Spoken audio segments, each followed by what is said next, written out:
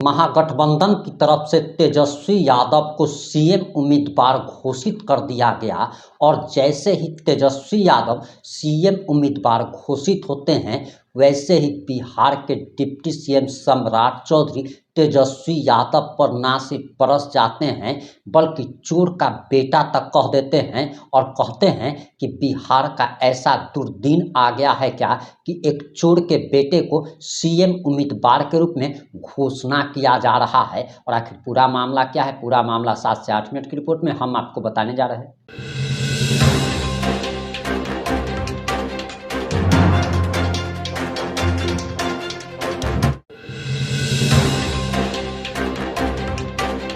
नमस्कार, मैं प्रिंस कुमार सिंह और आप देख रहे हैं पॉजिटिव इंडिया। अगर अभी तक आपने चैनल को सब्सक्राइब नहीं किया है तो खबरों से अपडेट रहने के लिए कृपया चैनल को सब्सक्राइब कर लीजिए और जो लोग ऑलरेडी कर चुके हैं हम तमाम लोगों को सहृदय धन्यवाद। अब वापस आते हैं अपनी खबर पर और आप सम्राट चौधरी का ये बयान सुनिए। नहीं कहते हैं लोग अपने बेटा को मुख्यमंत्री बनाने के लिए लोगों को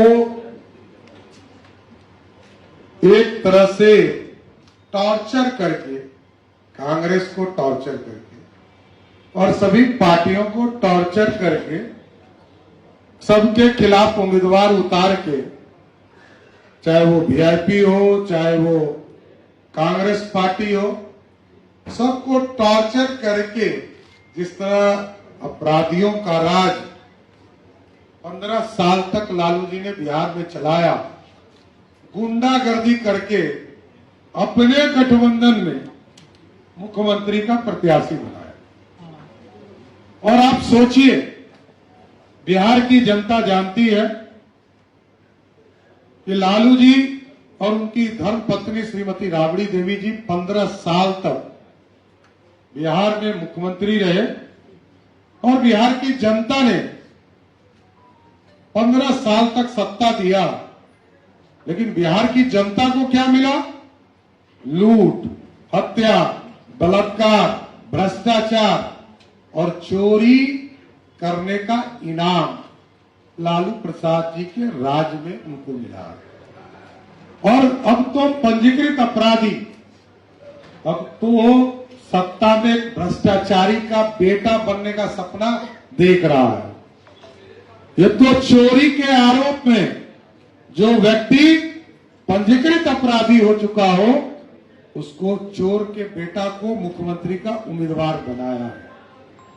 इसलिए लोकतंत्र के लिए संसार करने वाला दिन है कि लालू प्रसाद जी जैसा भ्रष्ट आदमी के परिवार को सत्ता के लिए महागठबंधन ने समर्थन देने का काम किया है।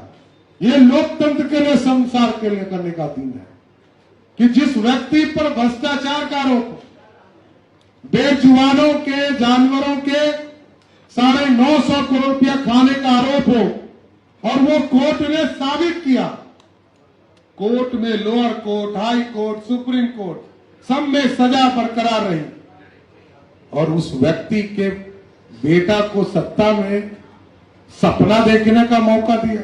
ये लोकतंत्र के लिए संसार है। और लोग क्या कह रहे हैं? लोग कह रहे हैं, मुख्यमंत्री के उम्मीदवार कह रहे हैं कि 2 करोड़ 70 लाख लोगों को सरकारी नौकरी दे। आज लगभग 85,000 करोड़ रुपया हम देते हैं और 22 लाख लोगों को सरकारी नौकरी की व्यवस्था है। और यदि 2 करोड़ 70 लाख लोगों को सरकारी नौकरी दी जाएगी तो 12 लाख करोड़ रुपया खर्चे होंगे। दूसरा, कल मैंने देखा हमारी जीविका बहनों को जिसको आदरणीय मुख्यमंत्री नीतीश कुमार जी ने सजाने का काम किया, संवारने का काम किया और पूरे साल में जीविका दीदी 56,000 करोड़ का मार्केट करती है। उनको कहा गया कि 30,000 रुपया, और आप सोचिए कि 30,000 रुपया 1 करोड़ 36 लाख जीविका दीदी को देने का मतलब है 40,000 करोड़ रुपये महीने का खर्चा बिहार को आएगा। मतलब कौन समझा रहा है? कौन गणित लेकर बैठा है? 5 लाख करोड़ रुपया सिर्फ राशि चाहिए, 12 लाख करोड़ रुपया उधर चाहिए, 17 लाख करोड़ रुपया चाहिए और बिहार के बजट में 3,17,000 करोड़ है, उसमें अपना संसाधन मात्र 70,000 करोड़ है। उसके बाद मोदी जी ही दिल्ली से देते हैं, मोदी जी ही 2 लाख करोड़ से अधिक देते हैं। कैसे बिहार चलेगा?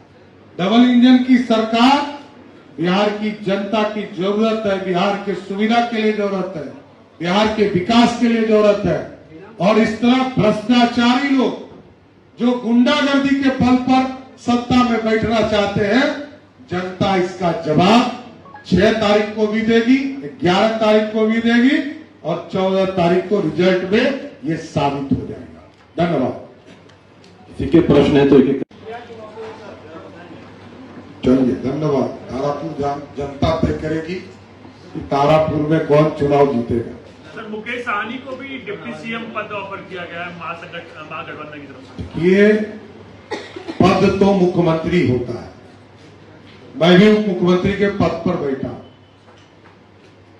मुख्यमंत्री कौन होगा? एक भ्रष्टाचारी का बेटा बिहार का मुख्यमंत्री का उम्मीदवार बन रहा है, ये सपना देख रहा है, इससे ज्यादा कुछ नहीं कहते हैं। लोग अपने बेटा को मुख्यमंत्री बनाने के लिए लोगों को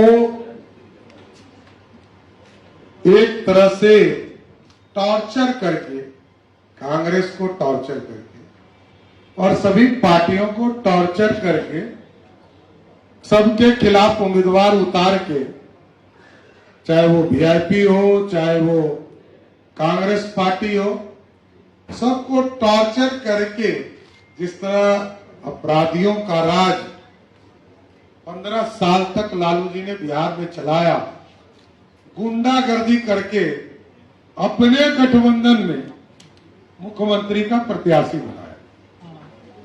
और आप सोचिए, बिहार की जनता जानती है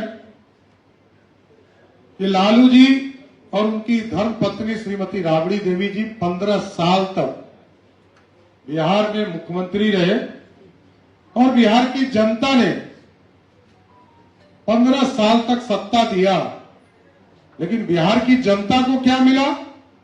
लूट, हत्या, बलात्कार, भ्रष्टाचार और चोरी करने का इनाम लालू प्रसाद जी के राज में उनको मिला।